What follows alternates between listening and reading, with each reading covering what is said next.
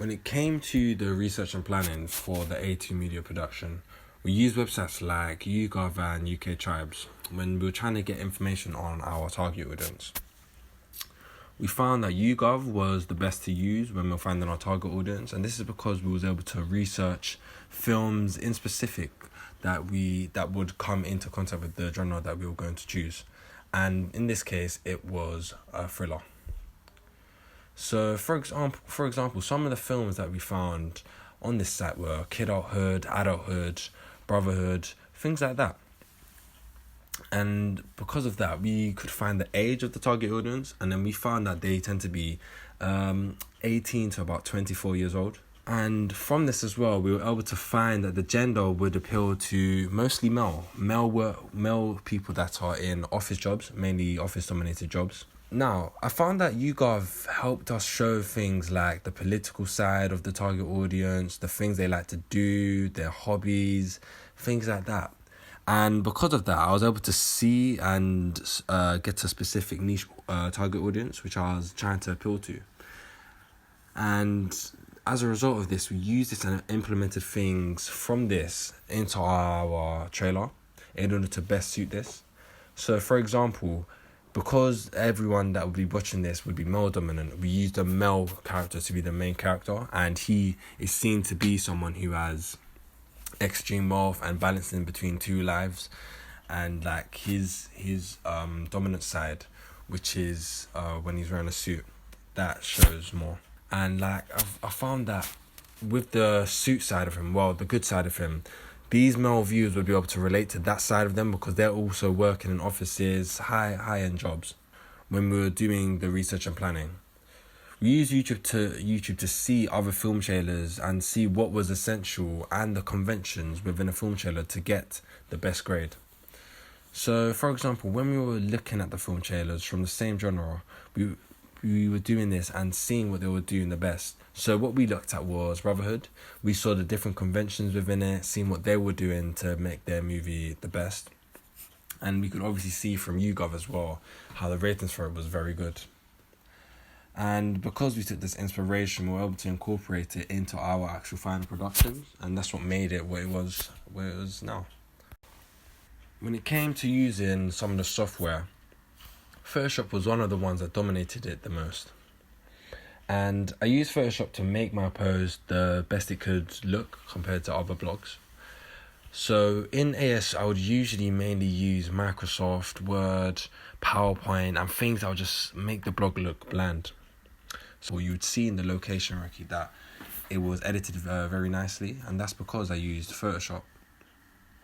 Photoshop allowed me to just move around the images how I wanted it, adjust the font, and making things just look really nice overall, compared to Microsoft Word, which would limit me in how I use the software. With Photoshop, I could use, let's say, for example, the Magic Wand tool to edit out bits that I don't want, and that was probably the most useful tool that I found with it. Other tools that I actually used in Photoshop were things like the paint box, the text box, things that just allowed me to do basic things. But the thing is, with Photoshop, I could actually put it wherever I wanted it to go, adjust like the sizing of it, even put 3D effects and match it with the image. I mean, you could do that on Microsoft Word, but you couldn't do it as 3D as you could do it on Photoshop. And I think the use of Photoshop is really what makes my blog stand out. We use Max as well to help us with the production. In fact, if it wasn't for the Max, the production would not have been possible. And this is because of a variety of factors. One of them being that it had the software we needed that you couldn't really have the best time accessing on a Windows computer. When we used it on the Max allowed us to do it with ease. It showed us everything to do. There was even a help guide on the Mac that helped us to do this. And even applications-wise, so let's say Photoshop and Premiere Pro, on the Macs it would appear bigger. It would literally tell you how to use them, just things like that. Well, if I used a Windows computer to do this, I think it would be slower for me because number one, my laptop it's extremely slow. So I'm glad that we had the Macs to do this. And the fact that all of my stuff were on the Macs as well. So everything from year 11 to AS to A2, everything was on the Macs. So I could probably look at previous data that I used for my AS and implement that into my A2.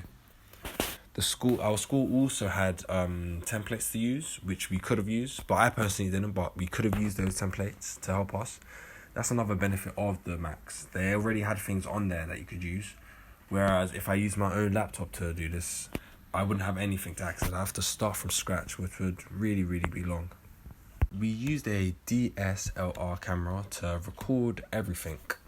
So from our trailer to our behind the scenes to our bloopers, our everything, to be honest. We just use it for completely everything. We use it to take photos for our magazine, our poster, our behind the scenes of how we're working on, let's say, the Macs. And we just messed around with different settings to see how we can get the best overall image in terms of recording and taking photos in general. I would say though, like, the limitations of it was the audio. So if, let's say, for example, you were outside, you were trying to take a video, you would struggle because you wouldn't be able to hear it because of the atmosphere. I mean, you would be able to hear it, but not as well as you think you would. So let's say how I'm doing now. I'm shaking my phone right now. Like, it's really, really not clear. Overall, I would recommend it. I think this really, really did help. It was one of the factors that made the production where it was, because it provided such a high quality screening. And I think, let's say if I use something like an iPhone, it wouldn't really produce as big quality. Let's say if I used an iPhone, for example. I mean, iPhones are good, but with the DSLR, there was so many camera options that you could use to make your framing very good. We also used a tripod. Now, the tripods, I think, are underrated. And the reason why I say this is that some people you would meet would say that you don't really need a tripod to film a production. Well, in my opinion, I think you do. The tripod made so much of a difference when filming. I mean, you could literally film yourself doing something just because you have the camera on the tripod. You can film yourself in an interview, if anything. You can film yourself interviewing someone. And this is actually what we done for one of our target audience posts. I would literally press the button and I would go sit with the person and I would talk to them. And that's what I found very useful about it. And also the fact that it makes everything still as if it is a real life production. Anything you do, like, it wouldn't affect it. So let's say I would record a scene where the characters are just talking. You wouldn't really want the camera to be shaking or just ruin the atmosphere and the vibe of the whole scene altogether. So that's what that tripod helped. Because it would just be still on the ground, it would just help to reduce and, well, not reduce, it would get rid of the shakiness completely. In terms of, like, the mobility and ease of use, yeah, it's very easy to use. I mean, it comes in a variety of different shapes and forms though. So I think depending on the one you get, you would have a good time. Because there are some that are actually hard to use, but usually the ones that are hard to use can be the more stable one. The tripod we used could actually be used for a light holder as well. One of the things you wouldn't expect us to use and actually became very or extremely useful was we used an iPhone, and this was an iPhone 6s Plus used by my partner.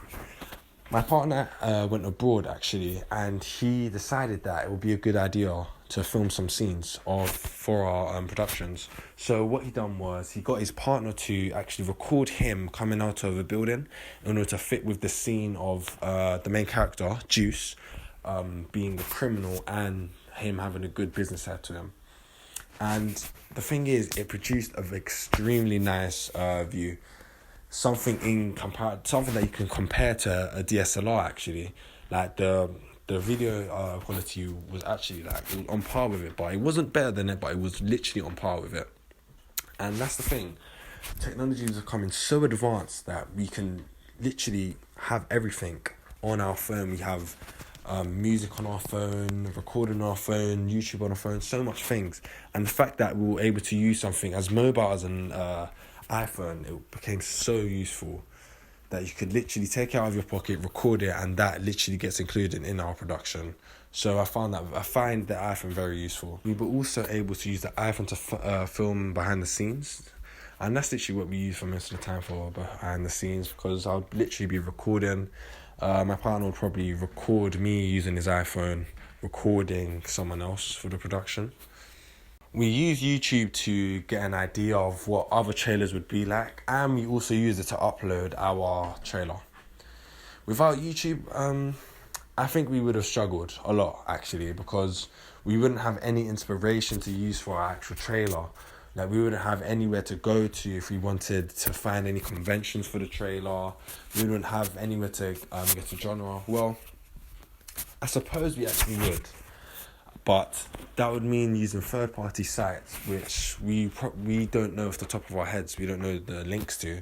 So YouTube is just the easy go-to tool. I mean, all you do is just search it up, and then there'll be a list of results uploaded by many different users. In fact, you can even you can get inspired by some of the user-created trailers. And this is this is literally a trailer, but inspired by different movies and created by users. So we actually looked at that. We looked at someone who recreated a trailer of something, and wonderful. So yeah, YouTube, it can be used in a variety of ways: uploading, recording, even going live. And it became it was useful when we were doing our production, also when we wanted to upload things such as behind the scenes and the majority of our blog posts.